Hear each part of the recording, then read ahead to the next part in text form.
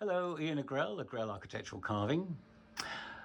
The most common capitals are probably the Greek ones based on the Ionic and the Corinthian type of capital. Here are three different ones. On the far left here we have a German Romanesque type of capital.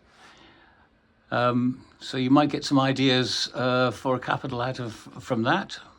The center and the one to the right are both Italian, Byzantine or Byzantine capitals, and they again offer an opportunity for something a bit different. Also,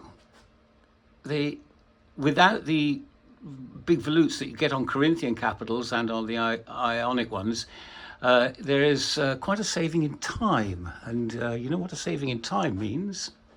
Saving in budget, money. So lots of nice other opportunities for capitals.